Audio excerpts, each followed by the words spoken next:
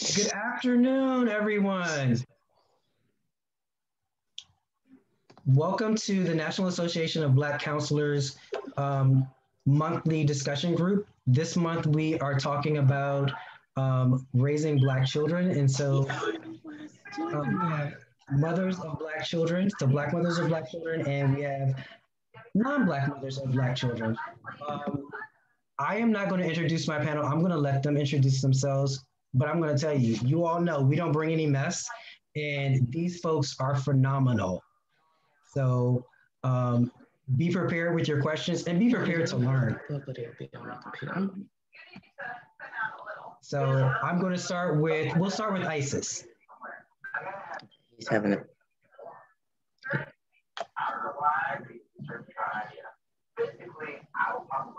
Okay, can you, good morning or good afternoon. I'm sorry, I'm still on Central Time. It's Central Time here.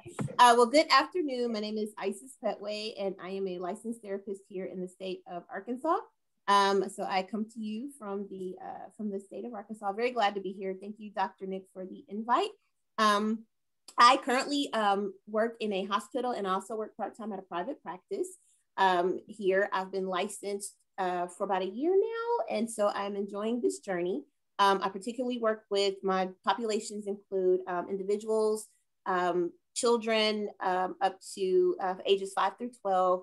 What are my other populations? Elderly population, LGBTQIA.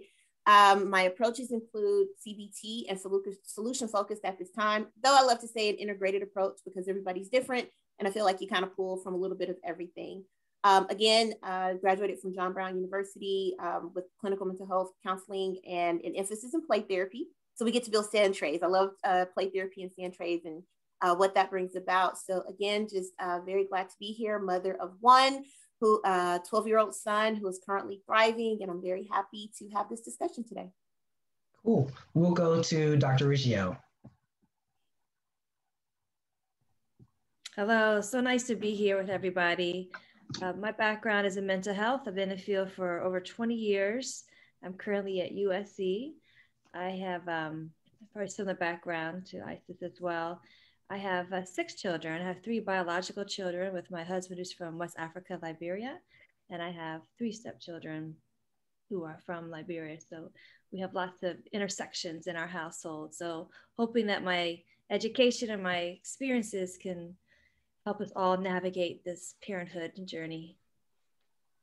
And last but definitely not least, we have Nancy Wheeler. Definitely oldest, I think.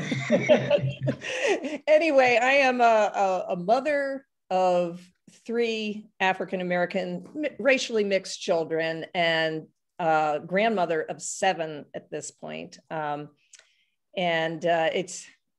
been married for 40 years. I'm an attorney, a healthcare attorney, and have worked for many years with the American Counseling Association, served as their risk management consultant. I'm semi-retired, but continue to write. I write a monthly risk management column for the American Counseling Association. Also did work for a number of years with the American Psychiatric Association with different mental health professionals in the Washington, D.C. area. We now live in Florida, and I'm happy to be here. Awesome. So this is a first for us. We're not only recording this to put on our YouTube page, but we're actually streaming it live on Facebook. The wonders of technology. So we're excited about that. I am the moderator, comic relief, all of those great things. We're not gonna keep you long. I'm gonna jump right in. And the first thing I want to talk about is dealing with everything that's going on in our country right now and the Black Lives Matter movement and how you're having conversations with your children or have had conversations in your case, Nancy. And we're excited about you because you have multiple generations. So you can talk about the differences in how you've had to deal with this in the different generations and time with your children about race and racism and race relations. So whoever wants to start can just jump right in. Well, I'll be glad to say something about it. My children are all grown at this point. One was a teacher for a number of years and is now a lawyer in Florida. He lives a few minutes from us. The next one has 3 children in Reston, Virginia. And our daughter got married a couple of years ago, but was living in Washington at the time of everything took place in the Washington, D.C. Black Lives Matter march. And so we were kind of going along with her, watching everything on TV, talking on the phone, and kind of experiencing it vicariously, I guess, through her with what was going on in the District of Columbia. So for our children, you know, being grown, they are part of this. The grandchildren, I think that as grandparents, we are definitely there to help model behavior, to talk to children as they come up. Our grandchildren are still pretty young, but they're already having questions about race, about how people are treating. No matter what you do to shelter them from what's going on in the media, they're seeing things, they're experiencing other people. And I think it is important to kind of start with them at a very young age and when I think when they're developmentally ready, to share with them some of the experiences that my husband and I have had over the years too. You know, he has obviously been subject to more than I have. But there was one incident back in the 1970s when we were traveling out through Breezewood, Pennsylvania to get out to Ohio, where I had to talk somewhere.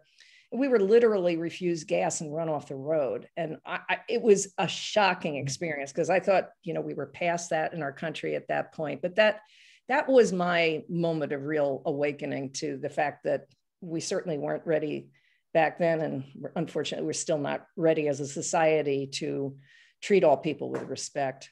So that's where we are right now. I'll go next. Can you repeat the question real quick, Dr. Nick? I was saying, how do you talk to your children like about the Black Lives Matter movement and about dealing with race relations? Okay. So of course, when everything has, you know, started happening, and then again, some experiences that my own son has had in his K through 5 years, you know, just asking simple questions, you know, do you understand, you know, what's kind of going on right now? Have you heard of Tamir Rice, George Floyd, Trayvon Martin? You know, so I bring up, you know, those names to see if that's something that's kind of come up. Of course, in school, you know, when Black History Month happens and they, you know, have their different programs, you know, they talk about segregation and Martin Luther King and things like that. I kind of go ahead and dig a little deeper and just kind of let him know some different things. I've taken him, I live in Little Rock, and so I've taken him by Central High School, which is where I graduated from, and talk about the Little Rock Nine and how, you know, how at the time you had minimal, you know, you wouldn't have been able to go here, you know, because you were a Black boy. And so these are the strides and the different things that have been made. So I try to use a lot of historical landmarks. So like I said, I'm here in Little Rock, and so I get to use that one. And then just talking to him about the importance of understanding, you know, why these movements happen, why it's important to understand who you are. And then of course, my mother's an educator, so we do books. And so I found this one at a bookstore, and I used this book as well. And it's really good, and use it for questions. So, so I try to use literature and different things of that nature as well. And Dr. Robinson just joined us. She is our other panelist. So I just want to acknowledge the fact that she's joined us. Do you want to go, Dr. Riggio? Yes, I think there's a lot that's out there, and I try to be mindful of the developmental stages of my children and being able to explain things and interpret them, and just see what their narrative is or understanding is about what's going on. And we've had some discussions prior to this, but I'll try to offer some prompts to kind of get them going, or if something has happened, I'll say, what are you thinking about that? And see how we can get them to understand it. But I always see things as learning opportunities, and how understand what's happening socially, globally, locally, but also I want to see how they're processing internally, what they're doing with it. And sometimes it's nothing, or they just don't know, they're not at that place. But other times I see them pausing on it. And I think as a parent, you have to find different angles just to get them talking. And you know, sometimes we are the bad guy, like the parent, right? So we're not the one that can know it all. They have to know it all. So we have to set it up a little bit for them to feel empowered want to talk and process some of these, even no matter what age they are. And that could be linking to like things that they're learning or things that they're doing. But whatever it is, I think for me, maybe for other parents, we have to find different angles and how to get our kids to understand and talk about these things, and not just tell them or they won't necessarily get it. Again, developmentally, telling a child something, they're gonna be like, you don't know what you're talking about. Right. And then my husband, being from Liberia, West Africa, having that, not having the same experience from Black Lives Matter, where he grew up, he experiences it now, but he still has a different perspective too, growing up in Africa and then living here in the United States, and not always living the same experience as his friends who are African Americans who are from here. And then you got this white girl now, so our kids are like getting these different perspectives. But I think for the Black Lives Matter, a community does help. So being able to have our family talk to our kids, having people on our network. So just to just fall on just one of us. It's just a lot of folks coming at our children. One of them's going to get through. Dr. Robinson, so the question was, dealing with Black Lives Matter and talking to your children about what's going on in the country right now with race, how do you approach that? So my kids are 5 and 14. And so I think one of the pieces is around helping giving them language to describe what they're experiencing, witnessing, and feeling. I think that being able to be a safe place to land is important. Also, one of the things that my 14-year-old in particular is kind of bringing up quite a bit is this notion of having to carry a weight that they feel that they inherited, but that shouldn't belong to them, right? And how there's grief associated with having to navigate certain things because they are Black children, right? I try and talk to them about some of the kind of implicit values and beliefs that get passed down in our communities that are geared towards survival, but that can create a space of hypervigilance, right? I want to be able to understand that you do have a unique and shared experience as a person in a Black body, a body that goes with you wherever you go, right? That gets coded well before you open your mouth. And so I want to be able to give them the knowledge, right? And the resiliency without the ancestral and generational trauma of being Black in this country. And so even with my 5-year-old, being able to help him understand that unfortunately how he navigates this world is different than his peers. And at 5, he already recognizes that there are differences, right? And that is, we've talked about how that feels sad, right? How that feels, he talks about it making his tummy hurt, right? And so kids already understand how those things show up in the body. If we equip them with understanding, no, baby, you're not sick, you're probably sad or anxious or scared. Or what it looks like when he sees his peers in our neighborhood playing with toy guns outside and yet mommy won't let him have one, right? And so it really, for me, is about creating a space for them to ask questions, right? For them to be able to have sadness and joy, right? And for home and for our family to always be a safe place for them to land. And so I think that piece has been really important. And so, this question is kind of twofold. So that's very easy for you and for Isis, because that is your lived experience. Like you can call upon your own, like Isis said, I can show them this school. We couldn't have gone to this school because of your color, right? So you can call upon your past experience and help them navigate those waters. But for Dr. Riggio and Nancy, they don't have that. So I'm going to say, like, for Dr. Riggio and Nancy, how do you all navigate those waters? Because that's not your lived experience. This is totally foreign to you.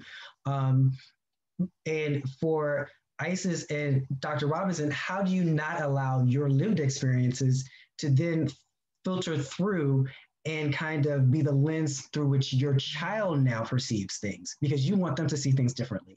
So whoever wants to go first can go. Well, I have Dr. Robinson come to my house every weekend, and then it's covered.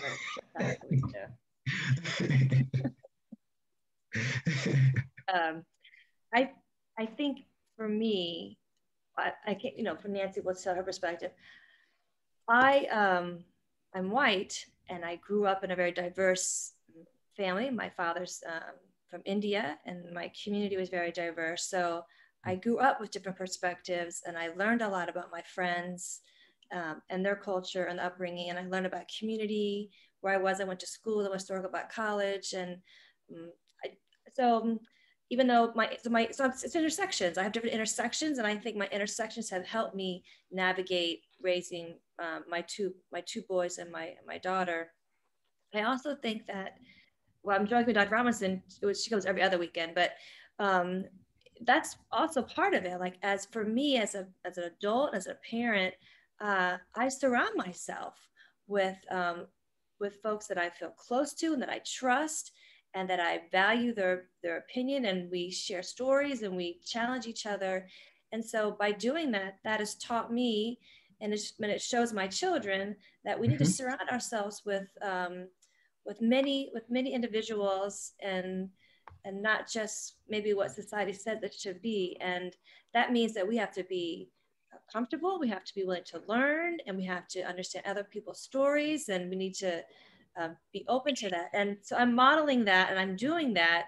And I think that has helped me quite a bit with my own personhood, and then as a parent, and then for my children, it's allowed me to learn and grow as a parent. Whereas just being in a silo, and that could be for anyone, any kind of background. If you're not open to the intersection and make you who you are, I think you limit yourself, and then you limit what you're exposing your children to. And that may be privilege for me to say that, right? I'm very aware that, have intersections, and that may be some privilege for that. But I think that there is still an element to that of how can you build this community then of other people, so that you can not do this alone, and learn in that experience.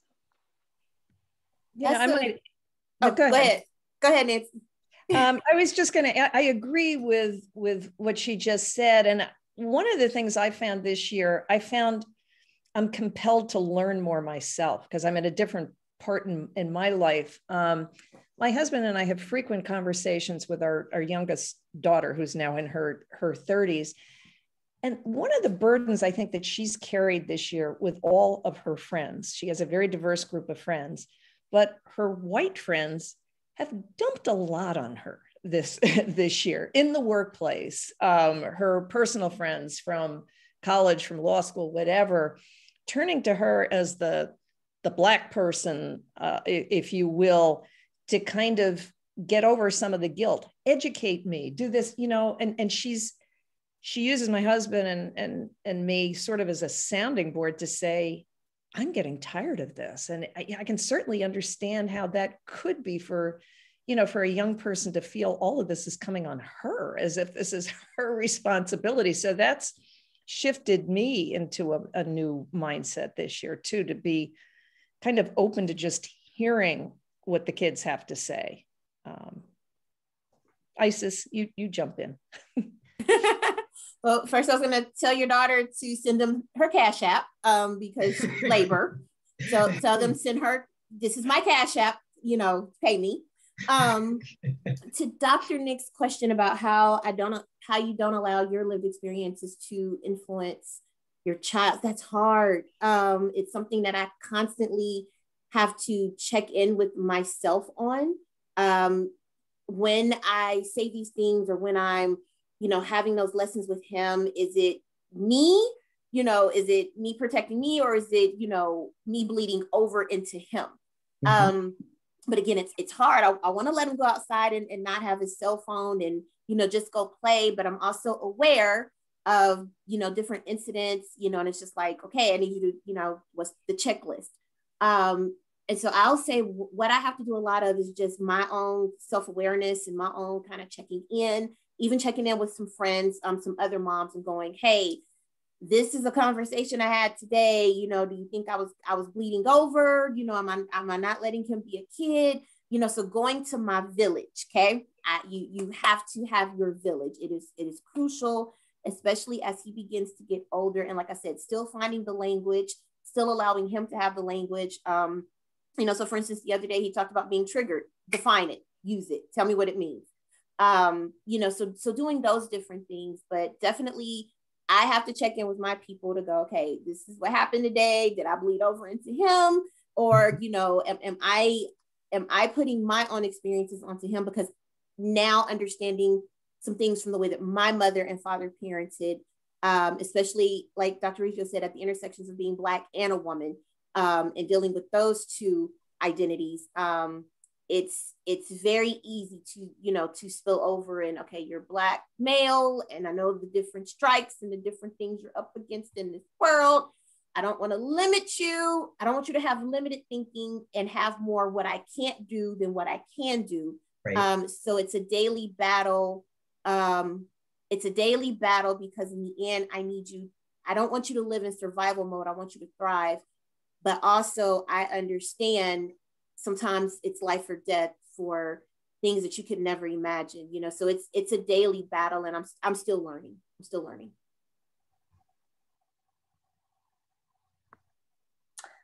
I would echo the piece around that Isa shared regarding community, right? And so as someone who is a first generation trauma survivor and disruptor, right? Who had an ACEs score of 8 out of 10 before I was 9, I have to check with my village to ask, is this normal? Because my childhood looked very different, right? I was a caregiver by the time I was 11. It was a very different experience for me growing up and being bused, right? I was in a desegregation program, right? Being bused from the city to a county and experiencing, you know, the racial and ethnic and economic disparities and all that kind of comes with that. And so sometimes, you know, my 14-year-old does something, I'm like, is this normal even for 14-year-olds? Because my 14-year-old personhood and experience was completely different. I was balancing a checkbook and cleaning house and cooking and those things. And she does something that is developmentally appropriate for her age. And I'm like, is she messing with me? Right. And so I need to make sure that that I'm not parenting through my trauma. Right. And my friends often provide that accountability and that insight for me. Right. And I think that piece is important. You know, I'm also mindful that at one point in my parenting journey, I was overcorrecting, right? And was on the other end of the spectrum because of all the things that I knew she would navigate. My daughter being a biracial, dual minority, right? Half Black, half Iranian, in a country that does not, is not very nice to individuals, right? And how she would be coded depending on which parent she was walking with, right? And those experiences. And so really needing to make sure that I was preparing her, but not priming her, right? And I think that aligns with this kind of notion of wanting her to be aware, but also not staying in an activated state, which we know also doesn't, you know, really give them the skills that they need to actually recognize when they're not safe, when they're not being honored, you know, but being able to give them tools to advocate for themselves. And so it's been a lot of doing my trauma work. No one tells you how much having children or being in relationships that are, you know, romantic and intimate and emotional will trigger the things you thought you resolved, right? Yes. And wanting to protect my kids and giving them the resiliency that I have through experience without giving them the trauma has been I think the biggest challenge in my parenting identity. And I'm very thankful to have a partner who doesn't have the childhood trauma that I have. And so his lens is also different and can provide some balancing, right, in our home, different perspectives and different ways of perceiving and even interacting, right? And I think being able to tag your village in, because sometimes a conversation with your child is necessary and you may not be the best person to facilitate the conversation. And so helping them to identify who are the other trusted adults in your community, in your village that shares your values, right? And so my best friend and my children's godmother has been a good steward of that. So even when my daughter needs to talk and she doesn't feel like she can articulate it to mom, she has another safe place to communicate. And so I think parenting for me has been about being able to recognize when I'm in the way of something that my children truly need that may be outside of my capacity, right? But I can tap a resource, or I've taught them to tap a resource, right? So that they get their needs met. And so I think that's been a really big part of that process for me. So you and Isis brought up this village thing. And I think that that's really good. But who goes into the village? Like, for instance, you need a diverse village nowadays raising your kids. And you probably, reality is you needed a diverse village back in the day when we were growing up too. But that was not as easy to have. But picking who you bring into your village and knowing what they're bringing in when they come into your village, how do you do that? How do you navigate that? Like, well, oh, go ahead.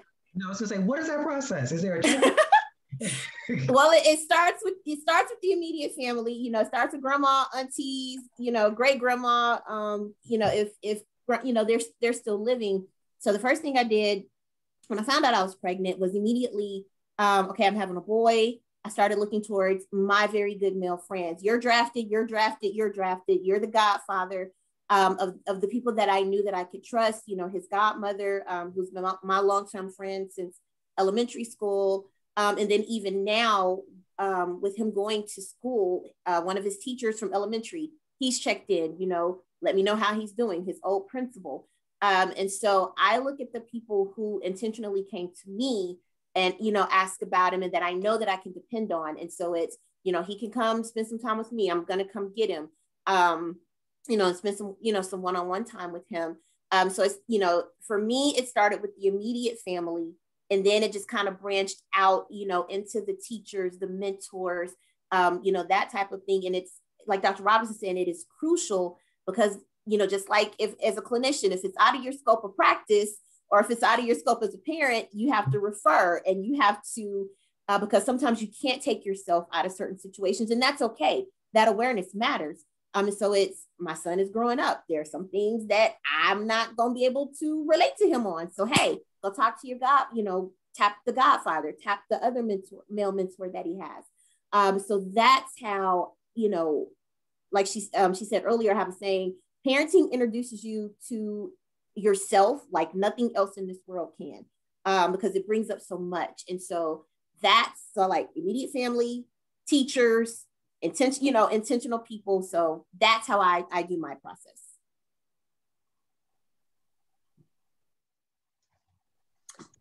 So I'm a God girl. And so it's interesting, earlier today, my pastor stated, was talking about how you don't have to go look for help. God will send you, right? And so have an expectation. And so I have, for some of us who, you know, some folks in my family of origin, I would not leave my children with. Like, I don't care who you are, you are not going to be left with my children will not be left with you, right? And so I really have benefited from fictive kin, right? And so folks who have auntie status. So Dr. Riggio is Auntie Marsha with my kids, right?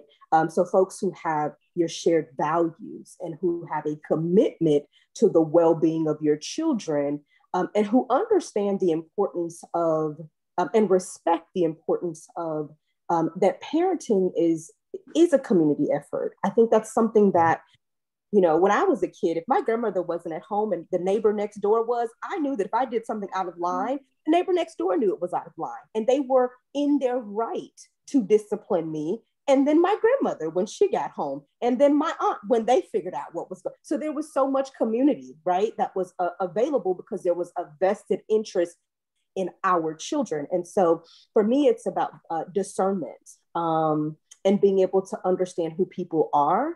That also requires that we are able to engage in honest conversations about our values and our beliefs, right? And our gaps, so that our village knows when and where to step in and how to help us. That also requires that we are open to correction and accountability, right?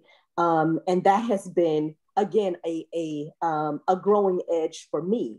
And so my faith has been a big part of being able to, or receiving people that God has sent into my life. And right now, you know, with my daughter, who recently in the last year identifies as non-binary, I have been very thankful to have folks in my village who've been able to help hold me accountable and to correct me in my privilege as a cisgender woman, right? In ways that my child doesn't have a responsibility to teach me, right? The things that I don't know. And when I don't hear myself saying she and her, they will correct me, right? So that I can be a better steward and a safe place for my child as they navigate their identity. And again, I think that for me, it comes down to being able to be discerning and be clear about my values, right? And the things that I desire for my children and what they have stated they desire from themselves, because we know that we're not always on the same page, right? And being able to have people that will hold space for that aren't just agreeing with you. I need people in my life that disrupt, like, no, Ajetta, you actually need to pause and look at that, right? I have some good friends who will say, have you process that with your therapist, because that might be your stuff. And I need that because I can only see what's in through my lens, and I need those other perspectives. And so church, and the folks that God has placed in my life, right, through a variety of circumstances. And so that has really been a saving grace for me. What about you, Nancy? Did you have a village? How did you develop the infrastructure to support your children when you were raising them? You know, I was thinking as everybody was talking, I think I had intersecting villages. I had a number of them. I mean, obviously for us, our families of origin were good sources of support. One thing I didn't mention before, my parents lived with us for a number of years. My father was diagnosed with cancer with a very poor prognosis. He ended up outliving his own doctor and lived in our household for 17 years. So it wasn't something, you know, we thought my mother, who was getting older, was going to be by herself. And it was a very interesting experience. It was interesting to see them, my white parents, their evolution, what they were like, you know, with our children, their acceptance of my husband. I think we were kind of fortunate in that way because my dad had been head of human resources and personnel and for a large company, and he had been the first one to institute an affirmative action program in the 60s. If that hadn't happened, I don't know that I would have had the open-mindedness to be able to marry who, you know, has been my husband for over 40 years now. And I think my family of origin helped to give me a little bit more of an open perspective on things. And they ended up living with us, helping raise our children. And so that added another element, but they were clearly part of that village. But it was also very important, I think, for us to have good African American influences in our children's lives too, because kind of like Marcia had said, you know, if your kids go to school and they're mostly around other white children, that's not always a good thing. And their experience was very depending on, you know, where they went to school and at what level of education it was and all of that. So I had to intentionally expand my village, if you will, if that makes sense. Yeah, I think that's really important, is that intentionality piece, right? Because we all come from something. But what we came from isn't necessarily what we want to become or what we want to instill in our children. And I think that being intentional in the people that you bring in, I have a client that is a white woman. Well, she's biracial herself, but she presents as white. Like you wouldn't know. She's like Dr. Riccio. Well, I say Dr. Riccio is Tina Marie. So but you wouldn't know, right? To see her, and she had two biracial boys that looked like Black men. Like she had me talk to one of them, and she moved. She was very intentional. She moved from where she grew up to Prince George's County because she wanted her children to be around successful African Americans. She wanted them to see educated African Americans. And she wanted them to have all of those opportunities. And she said she had a conversation with her mother, and her mother asked her why she moved the boys. And that's all she referred them to. They're her grandboys, right? But a lot of times our families of origin, especially when you're dealing with a diverse family of origin, they see you as just who they see you as. But that's not who the rest of the world sees you as. And sometimes they can't prepare you for that because that's not their lived experience, right? So being intentional with the people that you're bringing into your child's life that can have those conversations, those tough conversations about things. We talked about education, and so I want to touch on that and the experience having your children in school systems. And so I'll start with the story that I shared with you all to kind of kick it off. So growing up, my elementary school years up to the 4th grade, Stafford, Virginia. And I was born in 77, so I'm an 80s baby, right? So you can imagine Stafford County, Virginia, when I was in the 3rd grade, there were 6 Black children in our school, and my brother and I were 2 of them. I was placed in special education, but it was because I was sitting in the back of the classroom and I couldn't see. No one ever told my parents that I was having problems with my vision and stuff. And so I would write math problems wrong. I couldn't copy what was on the board. We moved to DC when I was in the 4th grade. And one, it was a culture shock because growing up around all people that don't look like you, and then coming to a place where everybody looks like you, it's an adjustment. But my teacher said to my parents, my first name is Marvin, and she said, Marvin is getting all the math problems wrong because he's writing the wrong stuff down. You need to get his eyes checked. So my parents took me and got my eyes checked, and I got glasses. And I went from being in special education courses to being put into the gifted and talented in the advanced programs. Because once I could actually see, I could actually do the work. But that was a difference in the experience. And I don't want to say it was racism, but I think that just being around people that look like you and know your experience and are more nurturing, right, is different. And even my parents having the conversation with that teacher versus having the conversation with them in Virginia, because my parents knew we were smart because my mom didn't like sneaky kids. So all summer we were writing book reports, doing math problems. It was still school for us, right? So they knew that the capability that was there, but the school wasn't prepared for that. So how do you, as a parent, and I know Isis, you've shared your story, navigating the school system, because it's very different when you look like we look going to the school and talking to people than it is when you look like Nancy and Dr. Riggio. However, when you look like Nancy and Dr. Riggio and you go and your kid looks like us, that's a different experience too. So opening up that conversation, and whoever wants to jump in there and start is fine. I'll start. Since shared earlier. So again, my experience with my child, K through, where are we now? We're K through 6 now, but those elementary years were very defining. And actually seeing some things now, I feel like he's kind of disconnected, so we're trying to kind of reconnect to, actually liking school. But my son was diagnosed with autism spectrum disorder at the age of 7. But prior to that, we had a lot of behavioral issues. We had a lot of different things. We changed elementaries 3 times. So starting in pre-K, went on the pre-K, I pretty much was at the school all the time. I was telling Dr. Nick earlier, I literally lived with my phone in my hand because at any time I could get a phone call, and I, actually ended up resigning from my job, because I was just like, I can't do both.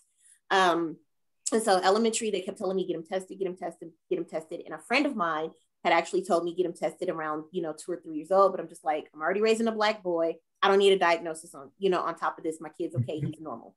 We just need a little Black mama love, a little Black mama discipline. He'll be okay.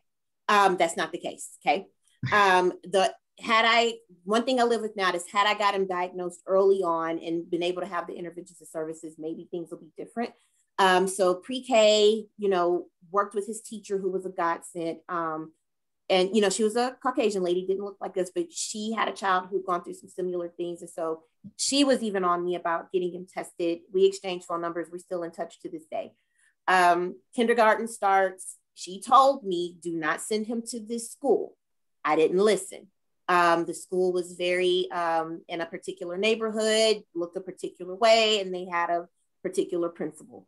And so get him in this school and chaos erupts, okay? I get pulled into IEP meetings. I have no clue about IEPs, 504s. I have no clue about any of this, very intimidated.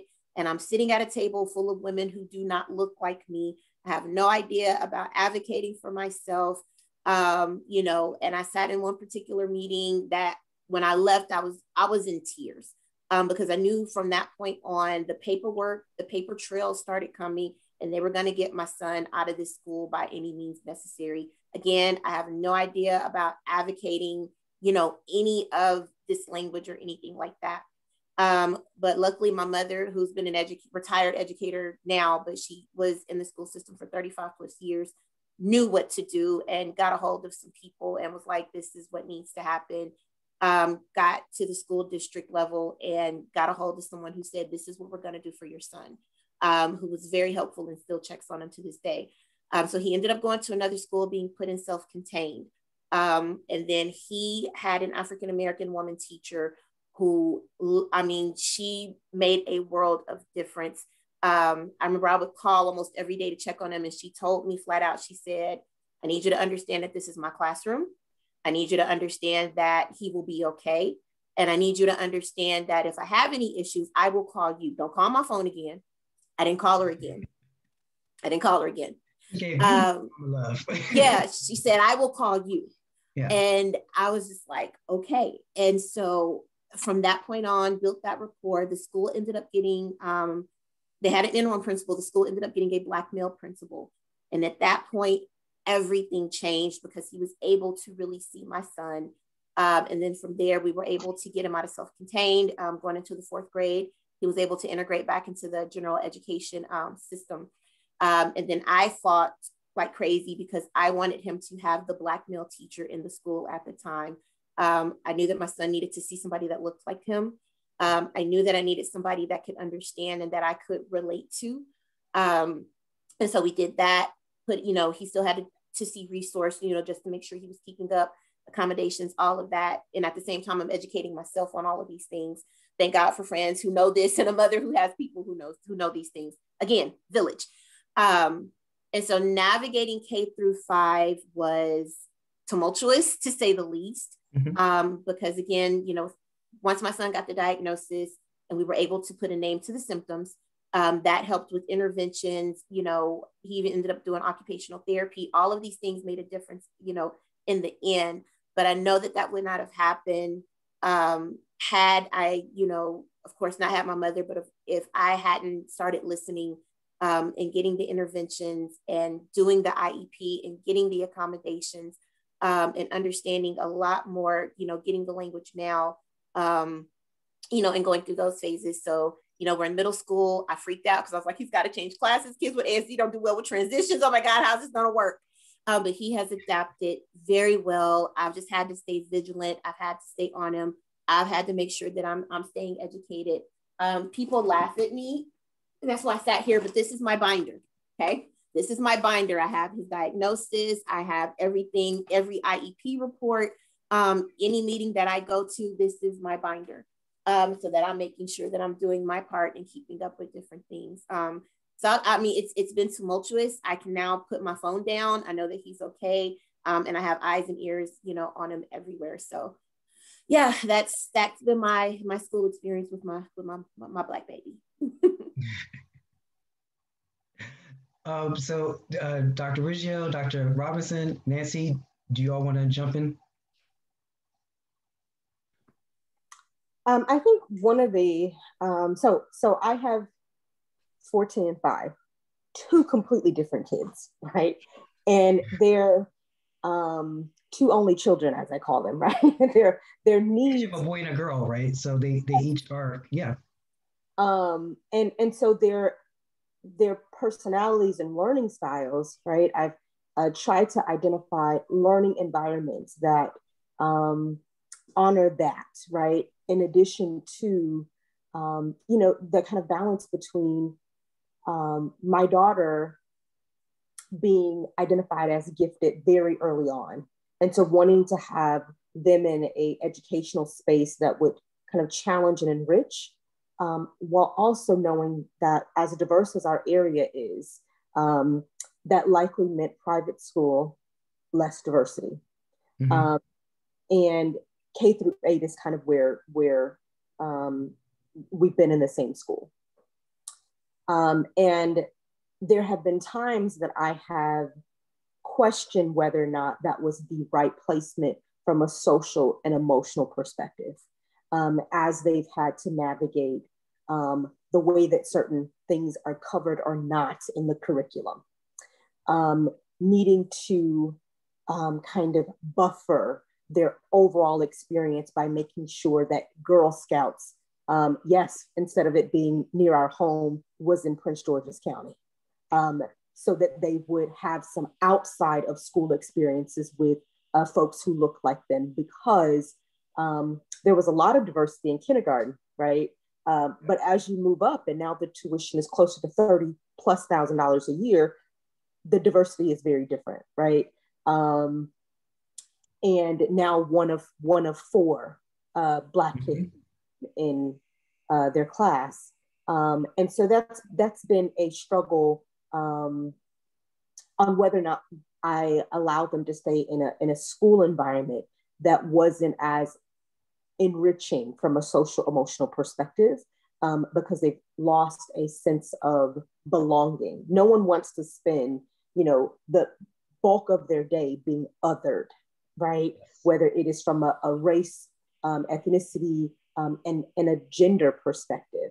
I also know that and believe that our local school that we were zoned for would not have been able to give them what they received from an academic perspective in this environment. And so where the balance and the compromise. And so I think the extracurriculars in the community and the village has been one way that we have obtained some balance, and then equipping them with, advocating for themselves, regardless of what setting they're in, right? So I have a child that in 4th grade staged a protest outside of science, and changed their name to Democracy for a year. So I'm like, haven't done so. However, because mom pays tuition, so you have a voice, right? Right. But that's very different though, than going to a public school, because if they were in public school, they don't have that voice, and that's a place of privilege that they're coming from now, right? Oh, absolutely. Absolutely. And some of the work that we're doing now is trying to reground them, right, in the reality, right? Because the reality is that, I could have a brand new vehicle every year for what I pay in tuition, right? And my child at some point asked, maybe 2 years ago, so prior to COVID, if we were poor, because we hadn't taken a family vacation. And I was like, I have done something wrong here, right? You have been so buffered from the realities of the world that you believe, right? That you are suffering because you haven't had the vacation that we normally take. Not understanding that your tuition is some folks in our community's salary for the year, right? And so we needed to correct with additional exposure and service. Now, this brown boy, we've had the experience in our local public school where they were concerned about whether or not he was on the spectrum. And that's okay. For similar reasons, Dr. Nick, because of attentional challenges, right? And some behavioral challenges. And what really was occurring, because I have this lovely network of, clinical psychologist friends that will test my child, is he was actually not being challenged enough. That happens too. So he was checking out, right? And we learned by way of my text messages that this child was also reading words that we did not know that he was reading. Mm-hmm. I kept trying to figure out, how does he keep repeating my conversations? And I know he wasn't around for the conversation because he could read and was reading my text messages and then quizzing me or asking me questions about things I know I didn't tell him.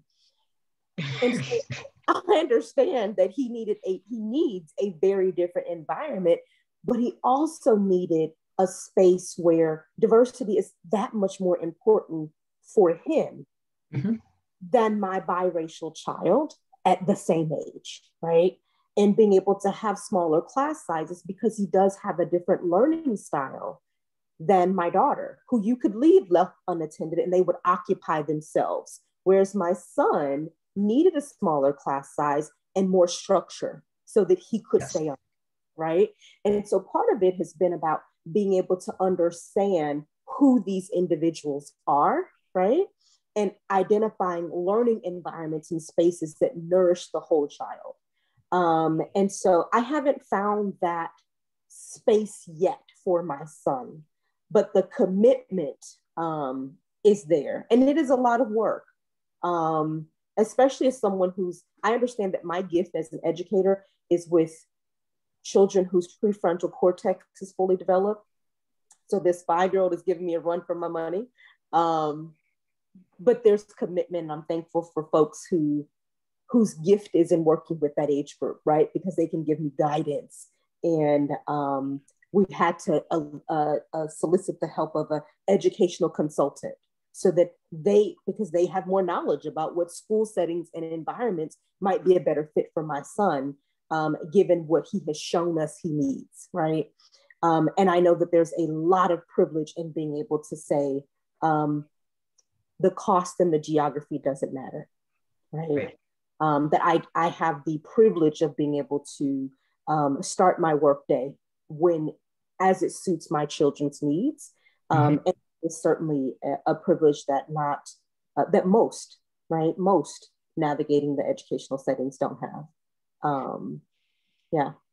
So I'm gonna let Dr. Riggio and Nancy answer, but so there's something that you and Isis pointed out that I think that for a lot of Black mothers of Black children, they don't know, right? It's the advocating part. And to your point, Isis, like there was stuff you just didn't know. You are fortunate that you have a mom that works in education that can say these are things that you need to do, but you didn't know. And I think that a lot of Black mothers of Black children are at the mercy of whatever school systems and structures that they find themselves in, and they don't know how to advocate for their child and how to advocate even for themselves. And I think that that's a very different experience for mothers that are not Black, because you kind of walk into the situation with a level of as Dr. Riggio points out, my white privilege, that as a Black mother coming in, they already have a perception of who you are. Whereas a white mother coming in, you kind of show them who you are. So I'm gonna allow the two of you to answer the question. Yeah, I don't know. I relate to a lot of what's being said here, and I'm very aware when I walk in what people see, but they don't always know that I will. You know, I got another side too, and so don't. Yes, I'll say it for you. Dr. Riggio will cut a bitch. So I'll say it for you. I can do a little switching there too, and play that role. But I think we do as mothers. We I don't know, it's inherent. We've learned how we have to change sometimes how we do things in certain environments for our kids. It's just like an instinctual thing. But I think things that I can add to this conversation are, for me, I intentionally reach out and stay connected to other parents that are there. And for who I am, I tend to reach on to other mothers of color. I'm very aware of that. Like I'm more likely, most of my parent friends or those that I reach out to are parents of color. I intentionally do things with them. I feel more comfortable with them. And I do, don't get me wrong, I definitely connect with the other white moms, but I feel a better connection with the moms of color because I feel like they are more open and I can have more real conversations about the world with them than some of the white moms. And then that carries over to my children because I watch who my children interact with. And then I also then will I connect with those parents who are white or mothers of color. And that's how I start forming what's happening there and staying connected. And it keeps me linked to what's happening in the school. And I do have some luxury of having a flexible schedule. So I am on every committee that I can possibly get on that school. So I can give a pulse of what's going on there. I was on the board. I'm on these silly food things, like fundraising and so there's still several things going with that. So now I'm connecting with some moms. I'm connecting with some things that are happening at the school. I'm connecting on things that are community-based with the school. I'm connecting with the parents of the kids that my kids are playing with. And, so through all that, then like you form this conceptualization in our clinical world. And I kind of get a feel for like, what's their world like. So I can be aware and to try my best, at least to be aware of what they're hearing and saying and what systems may be occurring. And it allows me to have some control about what they may be exposed to. And so like when we're talking about Black Lives Matter, I noticed my school did nothing at all, like nothing at all. It was like, we continue day on, day out. This is status quo. And when they focus on, so I have the one that has to stir that up with my families. And some of them are like, why are you always the one stirring it up? I'm like, well, it needs to be talked about. Or when there's the same African Americans are focused on for Black History Month all the time. So like nobody else existed. Yes, I have to be that, and just such a circle there, and then within that circle, there's moms, there's Latino moms, there's Asian moms, and then I also notice in my weird kind of way, I am very close with families who are biracial that aren't just Black and white. Mm-hmm. So there's several biracial, interracial couples at our school, and completely navigate to them. And so I think as parents, we have to make decisions about who we want to be around our kids, and education too. And that has a dual purpose of trying to navigate what's happening at that school so that we can call things out when they're not there. And I agree with this commonality about the advocacy. We do have to be advocates. We have to find it in us to be advocates. And I know that some folks will dismiss us in the school system, and we have to still push that. I think we can push better when we have some other parents aligned with us. Mm-hmm. That multi-voice, I think, can go a long way. But I've been trying to teach, I think I heard you both say this as well, teach my kids to advocate. And that's a really interesting skill to teach our kids, even this young. We talk about developmental stages, because a lot of them will say, no, that's the teacher. No, that's the principal at the school. Like mine will kind of back off. And I love when my Robinson daughter did that in 4th grade. Like she's owning it. And I think we need to keep pushing our kids to be self-advocates. Even though they might say, no, I'm not sure what that is. You need to ask, why didn't you get that grade? Ask, instead of me, ask, and they might say no. Okay, well, next time, ask. Just instead of teaching our children how to have a voice to properly advocate instead of going extreme, where sometimes our voices get lost. But so I see a lot of coming into that education realm. So I'm glad you're asking about that context.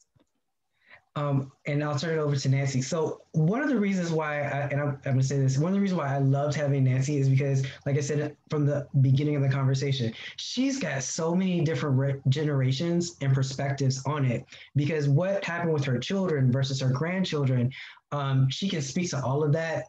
And so I'm going to let you go ahead. I'm not going to say anything else. Well, I mean, I agree with all of this. And I think that we tried to let our children know they were privileged. And I kind of chuckled a bit when I heard Dr. Robinson mention, the no vacations, because, we went for years without it. We made a choice to put our resources into education because we felt that was especially important for for our children, to put them in the best place.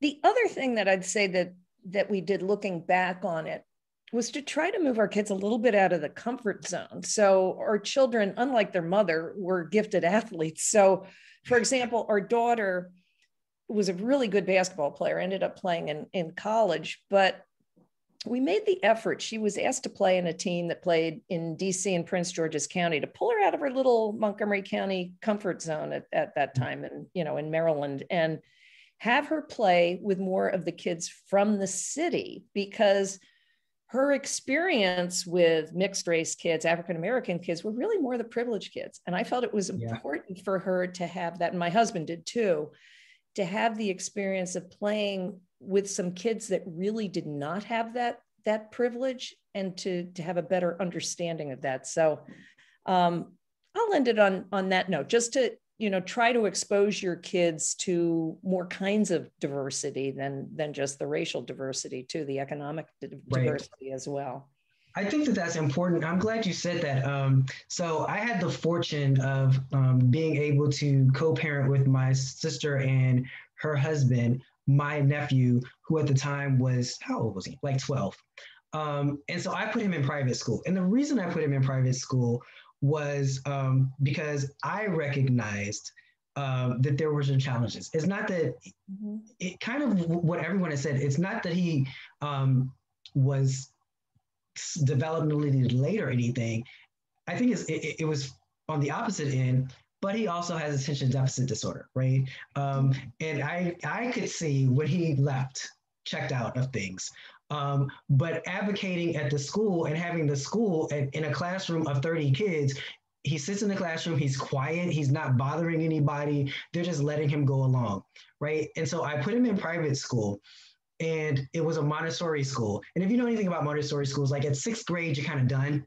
And the Montessori school said they wanted to add the other grades to keep him there, because not only was he good with doing the stuff that he needed to do in class, but he was good with the other kids. So he could get the younger kids to calm down and to focus and do things.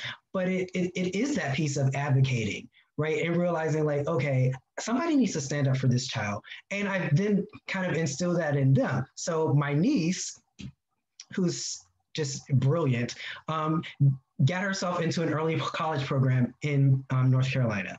And so she started sending me her papers for me to read them before she would submit them. And she would get mad at me because I'm like redlining through the paper. And it's really, she's advocating for herself, but I'm like, you don't have anything to substantiate anything that you're saying. While what you're saying may be true, and a lot of what she's saying actually was true. I'm like, I need you to get some empirical data to back this up. I need you to cite somebody. Like, you can't just decide that this is what it is. So it's also teaching them to advocate for themselves, but also giving them the tools, which is what I've heard all of you all talking about, is giving them the tools that they need when they're doing this. So they're just not, as Dr. Riggio said, going off and they're upset and it's just loud, because we all know that when everybody is yelling, nobody hears anything. We have to calm down and be able to articulate what we're thinking and how we feel. And so giving them the tools so they can articulate their argument, and it's sound.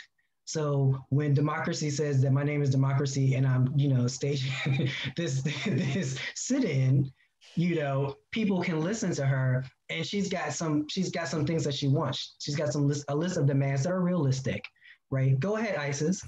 Okay, so in this conversation, which is great, but I also think we need to acknowledge there's a level of privilege in being able to advocate, where you advocate and how you advocate. Yes. So for instance, with my son in elementary school, it started with me having to advocate at my job. At the time, I wasn't in grad school or anything like that. So I had to advocate for myself at work to be able to say, hey, if I get a phone call from the school, I gotta go. And luckily, I had a boss who was understanding. She put me on FMLA and said, if you gotta go, make sure you put your time in like this. I don't know too many places that are going to be that flexible and do that. And so I think you have to acknowledge that there's a privilege in being able to move in a certain way and advocate for your child, because you first have to know how to fight for yourself. And there are a lot of people still learning that, There are a lot of people still getting the tools. I get phone calls from my son's old teacher all the time. Hey, do you mind working with this parent so that, they can know what to do just like you learn to do? Sure, no problem. Another big piece is parental involvement in the schools. There's a level of privilege there. I can't take off work like this. I can't be there in the daytime like this to do this. My schedule doesn't, necessarily work like that. And so, that's another piece into parenting, because you want to be there, you want to be at the school event. So it is finding those gaps of, how can I do this? But if I'm working 2 jobs to make sure that my child has shelter, food, and clothing, that's my focus right there, is making sure that we're surviving. I want them to thrive so that I can make sure that they're thriving. So I'm going to do what I have to do here in order to make sure that they have what they need, in those positions. And so I think we have to really have that conversation, in parenting, especially when it comes to different levels of socioeconomic statuses. When you talk about schools that are in low income areas and, the type of resources that they're able to tap into versus, another area.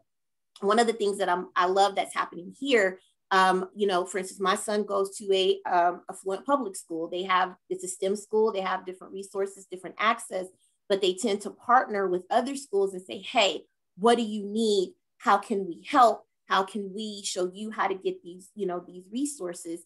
So I think that's another part in the education system that we have to acknowledge. Because when I sat in an IEP meeting and I had a woman who did not look like me tell me, well, all of us combined have more education than you will ever have.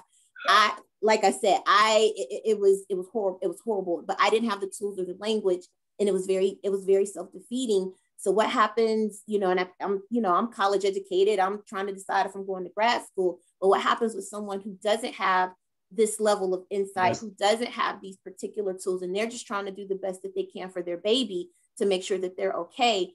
How would they have come out of that meeting? What would that have done to them?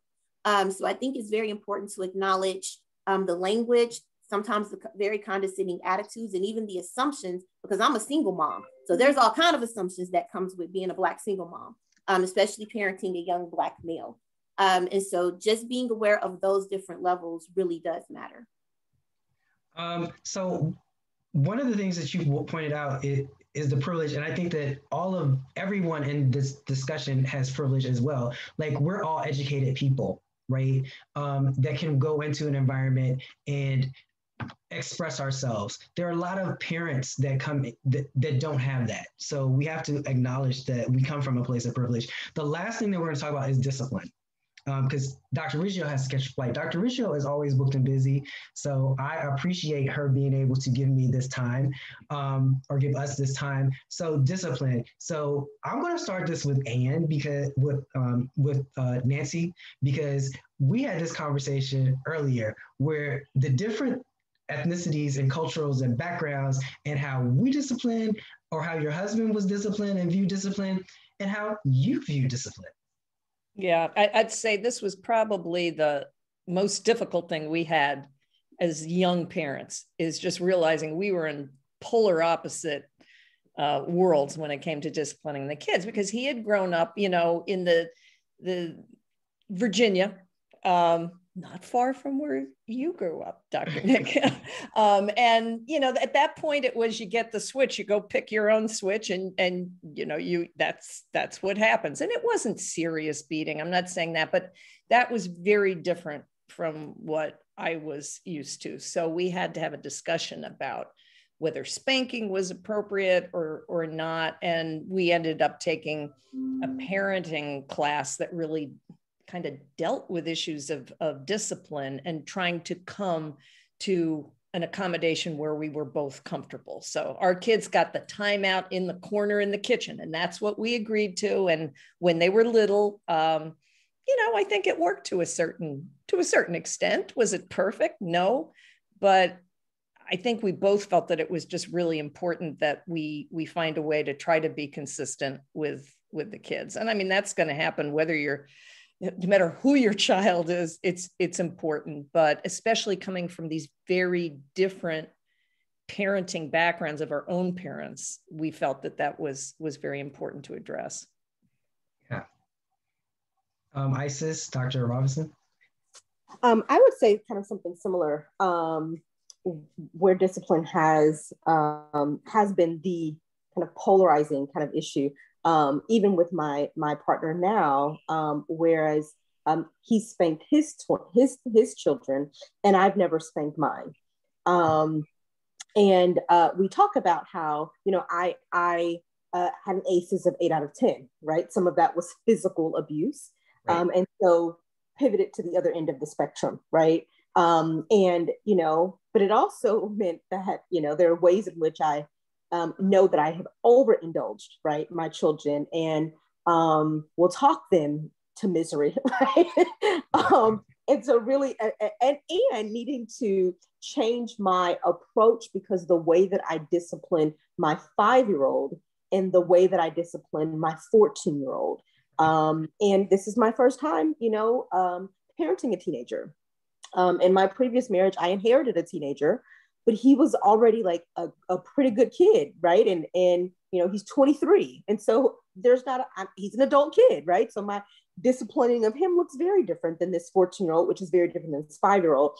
And then what happens when they tag team you, right? And so I've been so thankful to have another adult in the house that, you know, taking, you know, the iPad from my kids, who really enjoy reading, right? And it's perfectly fine. Like sending my son to his room and does absolutely nothing because everything that he likes is in his room, right?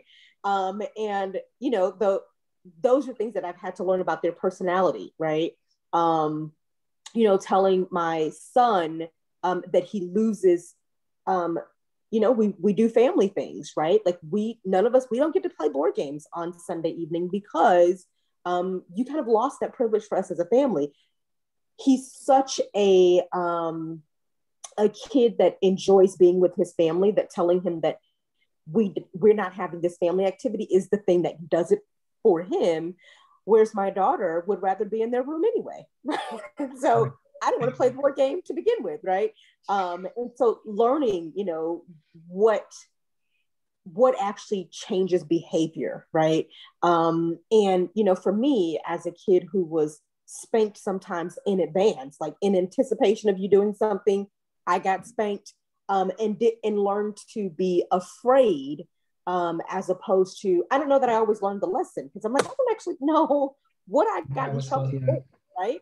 And so wanting to be intentional about making sure that my children learn the lesson, right? And that they are respectful. I don't want them to be afraid. Whereas my partner's like, no, they can have both, right? You kind of want them to low key be like, your mama's a little crazy and you need to just count on that, right? But I also want you to respect her as a default. And so for us, it's been about a unified approach. And so even if I don't agree with the method, right? The children aren't able to triangulate us, right? You know, when we get in our room, I'm like, no, what the hell was going on here, right? Like, what was that about? Wait until you have, when you have grandchildren someday, you can see what they do with both sets of grandparents saying what they allow at their house, and then, you know, why they should be allowed to do it. It gets very interesting then. It's been challenging. My 14-year-old decided to tell my partner, you know, I was like, listen, if you're not sure, right? Because this teenager is very, very witty and their mother's child. So let's just say that, right? If they ask you something and you're not sure, just ask, what did mom say? My teenager's response to that was, aren't you your own person? What? And so my person's like, yeah, I am my own person. I'm like, no, you're not. Not when it comes to this. We are one. And so it's been really important for us to learn how to parent these children individually, because this is the consequence of having really smart kids, right? And kids that you have equipped with language, because they will use it against you. Really, I think that the lesson really has been not parenting from a place of deficit, being able to expand who is parenting, and even in the discipline, my daughter got packed up and sent to their grandmother's house because I had done all the things that I knew to do. And I needed someone else to take the next step to get them back in order. And that community accountability, like, you did something that really was, for me, heartbreaking. And you are not only accountable to our nuclear family, but your aunties are aware, your grandparents are aware. So utilizing, and not in a way that's kind of like shaming or whatever, but in a way that, you know, we are accountable not only to ourselves and how we want to show up, but we are accountable to one another. And so being able to utilize the village, and they've seen our village hold me accountable, right, in my parenting. And so this was the first time that they were on the receiving end of that. And it created a space for processing and also correction. And so I found that we've been able to be creative in how we discipline in a way that honors the value we want them to walk away with, which is not, right, which is a longer route sometimes. I'm like, you know, if I had just spanked her, right, we would have been done it again. It feels like it's more efficient, but is it as effective?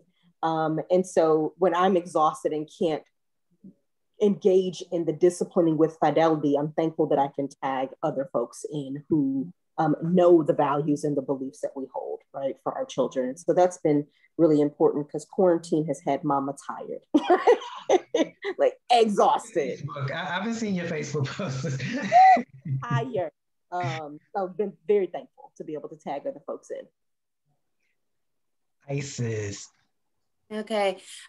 So discipline. So, you know, first had my baby and, you know, got to like 2 years old or whatever else, you know, I parented for other, I will say this, I parented and disciplined for other people before finding my voice, understanding my child and understanding, you know, what worked for him and what worked for him and I, and the flow of what we do.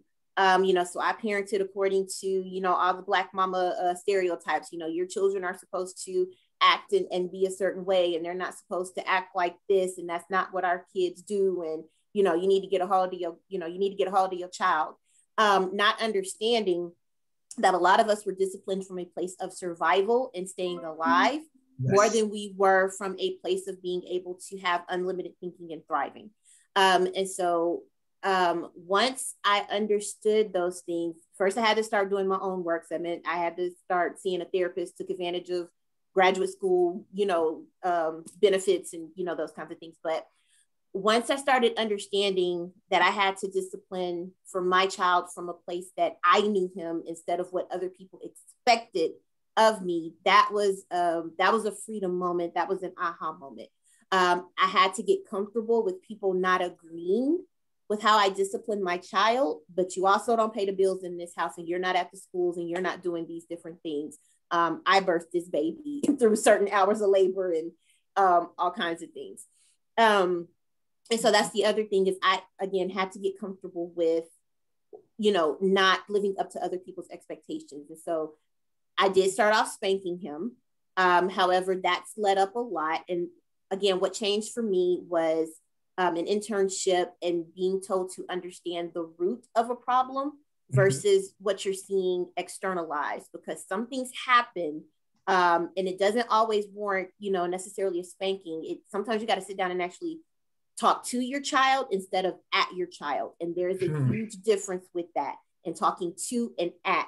And also having these expectations. I've said it before, human development classes need to be mandatory, because there are certain things that your children are supposed to be doing, you know, at a certain age.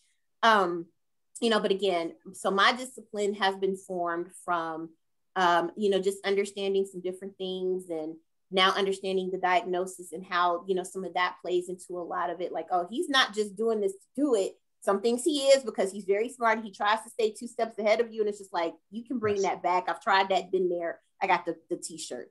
So like Dr. Robinson was saying, it, you know, try to use your language. And my kid trolls me with YouTube and TikToks on, you know, the things parents do. And so my discipline now is more so behavior modifications, taking things away, but actually sitting and talking to my child made a huge world of difference. He gets sick of me. I don't want to talk about that right now, but I'm just like, no, we're going to talk about it. And things, but like one thing that made the biggest difference was he started to flinch whenever he would see me. And so when he started to flinch, that is when I was just like, this isn't right. I need to find an alternate route. And I had to go against all the Black mama, you know, traditions that have been passed down, you know, from generation. You know, now there are some things like, hey, what I say goes. This is why. I don't mind you asking why. This is why, and this is how we're going to move. Okay. So I don't mind explaining, because you do need to, you know, there's nothing wrong with understanding what's going on. And then there's some days where, listen, when I say move, I need you to move, and different things of that nature. But I will say that it came from understanding what was needed for him. And my own mother has adapted. I remember she gave him options one day. I said, options? What are those? Options? Okay, she's growing. I will accept it. I said, grandparents are different. She said, well, the grandchildren, you know, we've had time to learn. So we treat the grandkids like we wanted to treat y'all, but we have better knowledge now. And so we can do those things. And so I'm like, that's the same woman who raised me. So, you know, it's been a journey. It's been a journey, but I'm glad to see the growth, you know, and just the way that things have spilled over.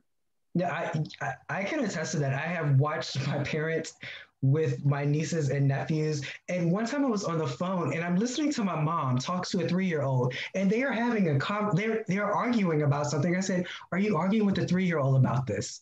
And she said, yes, because I'm trying to explain to her. And I'm like, she's 3. Where, like, she's not gonna understand what you're talking about. One of the things that I did, though, with disciplining my nephew was, one, I feel like disciplining a child is really disciplining me. It's just too much extra. Like, I don't like spankings because that's running around and chasing. That's too much extra. I don't like taking things away because I have to remember what I took away and why. But I would allow my nephew to come up with whatever would be the discipline. I'd sit him down and say, you know, you did this. Now, what do you think needs to be the consequence for that behavior? And often he would come up with things and I'd be like, wow, that is way better than anything that I would have thought of. Or sometimes I'd have to dial it back. I'm like, okay, yeah, like that's a bit much. So let's dial that back, but we can do these things. Because as I said, I would have to remember and then let my sister and her husband know, like, this is what he did. This is what we're doing. Though, with my nieces and nephews, I threaten, like my threats are just outlandish. Like, I'm going to end your life. I will knock you into next week and make you walk back. Like, it's always just something like just unrealistic. But I did that when they were little. So now they think I'm crazy and they just, you know, if I say do something, they do it. Now the boys are all taller than me, but they listen to me. They're just, and if I come around, they get scared. They're more afraid of me than their parents, who probably do spank and stuff. I just say crazy things. I'm gonna open it up for the audience to see if anybody has any questions. I've been monitoring the chat. You all haven't put anything in the chat, but I'm gonna open it up. If you all have questions, feel free to ask them. I'm not gonna keep our experts much longer though. I really appreciate their time. So if you all have questions, please feel free to ask them now.